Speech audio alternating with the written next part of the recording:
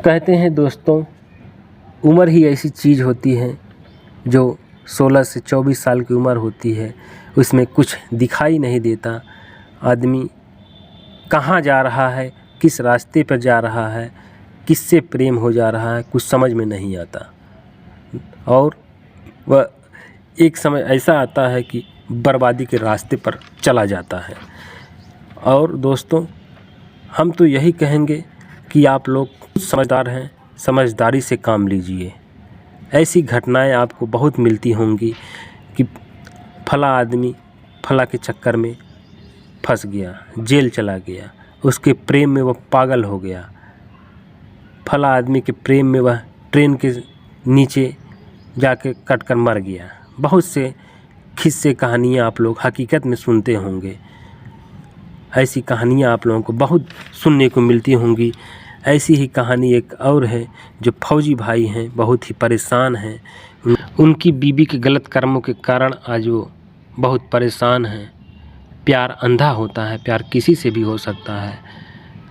इसलिए कोई भी काम करिए समझ बूझ के करिए, ताकि समाज में बेइज्जती ना हो। आप चलें तो हमेशा सीना तान के चलें, कोई आपके ऊपर उंगली ना उठा सके। दोस्तों, एक फौजी होते हैं जिनका घर उत्तर प्रदेश ज़िला के कुशीनगर में एक गांव में पड़ता है। वो फ़ौज में रहते हैं, उनकी ड्यूटी हमेशा फ़ौज में लगी रहती, कभी इस ज़िले में तो कभी उस राज्य में तो कभी उस राज्य में। वो फ़ौज में रहते हैं। फ़ौज की ज़िंदगी ही जानते ही हैं कि कोई भरोसा नहीं रहता, लेकिन हमारे देश की रक्षा करने वाले फौजी भाई को एक सैल्यूट तो ज़रूर होना चाहिए।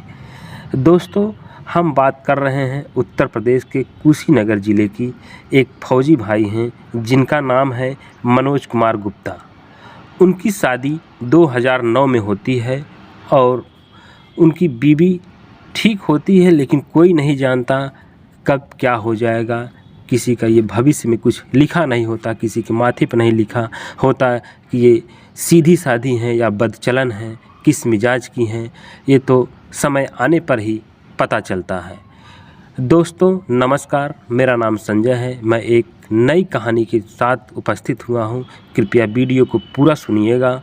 यह कहानी दिल को झकझोर कर रख देने वाली है। कहीं कहीं औरत गलत होती है और आदमी सही होते हैं, लेकिन यहाँ पर कुछ उल्टा ही होता है। यहाँ पर फौजी भाई रो रो कर के गुहार लगा रहा, लेकिन उनकी सुनने वाला कोई नहीं होता है। यह घटना बहुत ही दिल को झकझोर कर रख देने वाली है। फौजी बेचारा दर दर भटक रहा है, लेकिन उनको न्याय नहीं मिल रहा है।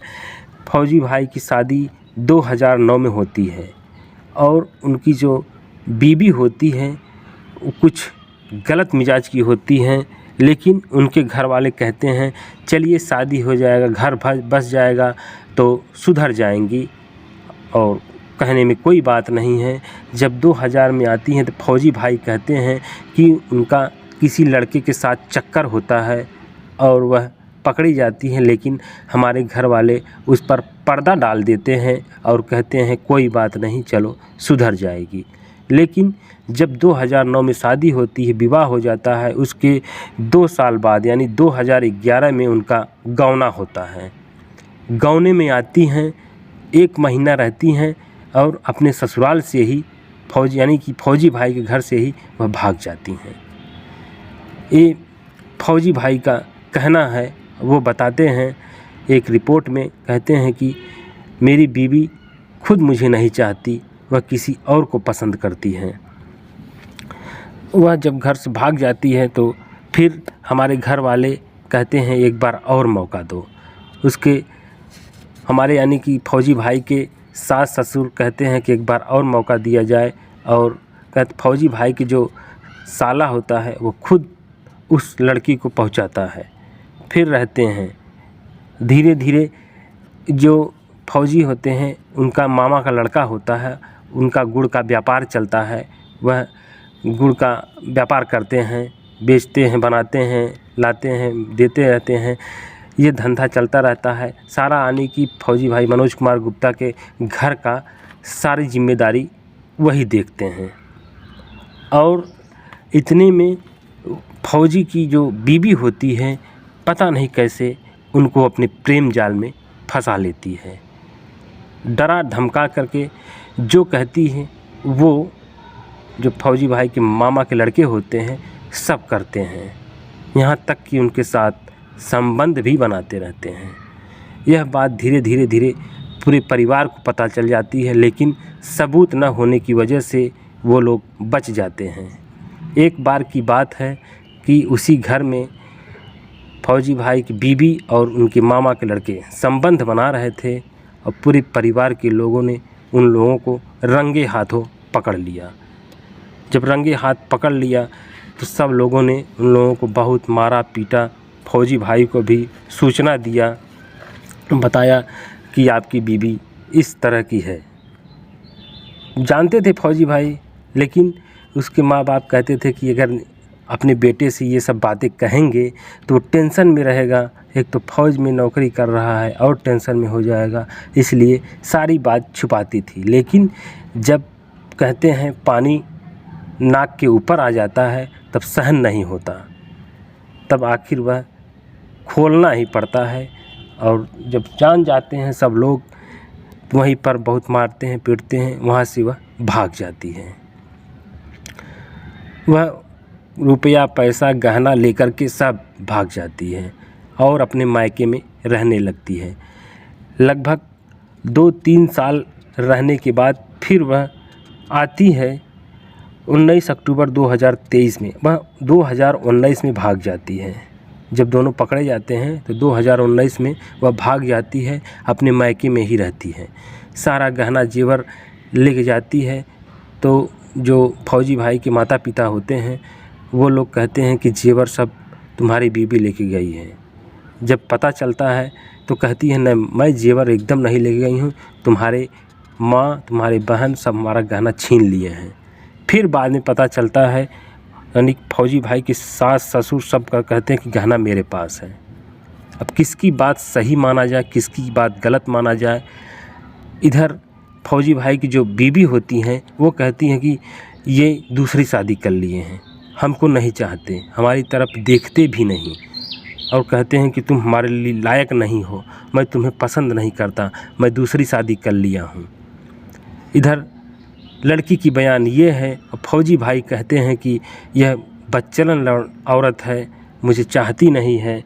अगर चाहती नहीं, जबकि 2 बच्चे भी पैदा हो चुके हैं, दोनों बच्चे कहते हैं कि मैं पापा के साथ रहना चाहता हूँ। अब किसकी बात सही कहा जाए, किसकी बात गलत कहा जाए, इसमें फौजी सही है कि या फौजी की बीवी सही है। फौजी भाई एक बात ये भी बताते हैं कि जब मेरे मामा के लड़के की शादी होती है, उसमें सभी परिवार गए होते हैं निमंत्रण में, बारात जाती है, वहाँ से वह फ़ोन करके बुलाती है जिस लड़के से वो प्यार करती है, कहती है कि आ जाओ, नहीं तो तुम्हें हम फर्जी केस में फंसा देंगे और ज़िंदगी भर जेल में खटोगे। वह डर के मारे रात में ही भागा चला आता है और उसके साथ बाथरूम में वह संबंध बनाती है। ऐसे कई केस हैं। यह मामला कोर्ट तक पहुंच गया है। कोर्ट में पहुंचने के बाद वहां पर कोर्ट ने आदेश भी दे दिया है कि उस औरत को इस घर में न रहने दिया जाए। अभी तलाक तो नहीं हुआ है, लेकिन बोला है जब तक इसका पूरा साक्ष्य न मिल जाए, सबूत नहीं मिल जाता, तब तक वह औरत इस घर में नहीं रह सकती। लेकिन वह औरत ज़बरदस्ती आकर के ताला तोड़ करके उस घर में रह रही है।